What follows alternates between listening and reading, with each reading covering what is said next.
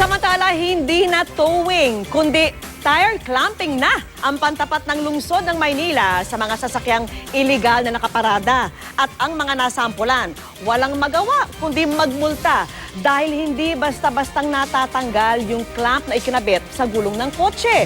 At nakatutok si Ivan Mayrina.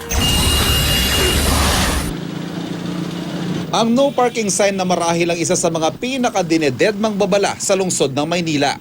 Kung saan pa man din may no parking sign, doon pa walang pakundangan ng ilang motorista kung pumarada. Pero simula ngayong araw, naghigpit na ang lungsod ng Maynila. Sa Padre Faura, ilang sasakyan na agad nasampulan. Hindi pinatawad ang mga empleyado ng Korte Suprema o mga piskal ng katabing Department of Justice. Wala po tayong pinipili, tulad nga po na sinasabi ni Pangulong Mayor Jose Pera Estrada na kahit mahuli ang kamag-anak nila o anak niya o asawa niya basta nagkamali sa batas trapiko, hulihin po. Bumaghapon ilang mga sasakyan pang nakitang wala sa ayos ang parada. 900 pesos ang multa, maliban pa sa abala.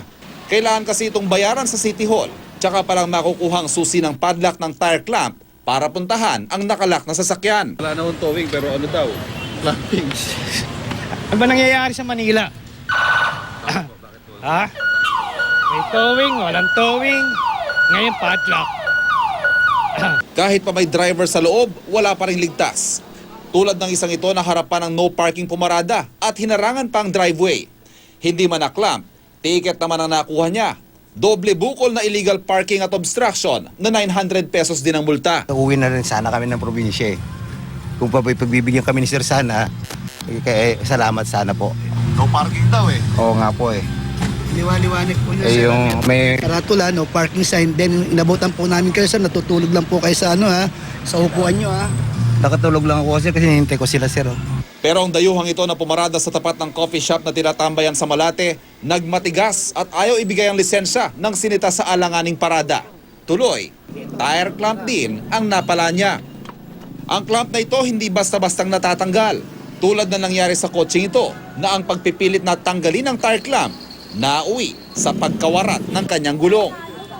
Kung may mga pumalag, meron din namang tanggap na nagkamali at lumabag sila sa ordinansa. Wala namang magagawa. This is their ordinance. It's my fault. Sorry. Aminado ang lungsod ng Maynila na pasikip ng pasikip ang mga kalye kaya kailangan ipatupad ito sa mga motorista. Pero ang tanong, saan sila pwedeng pumarada? Kung iikot po kayo sa Malate area, no, to support our businesses there, may mga portion na pinapaparadahan natin. Ay meron naman pong paradahan sa Robinson. Napalamu yun ng Supreme Court at DOJ. May mga private parkings naman, may mga open spaces na nag-o-operate ng parking. Ang tire clamping ay pinalit sa sinuspending mga towing service sa lungsod dahil daw sa mga reklamo ng pang-aabuso. May ordinansa kaugnay nito na inaprobahan noon pang 2005 sa panahon ni Manila Mayor Lito Atienza. Inaasahang sa pamamagitan nito, maiibsan kahit papano ang traffic na dulot ng mga kaliwat ka ng construction sa mga kalye at tulay sa lungsod. Ivan Mayrina, nakatutok, 24 oras.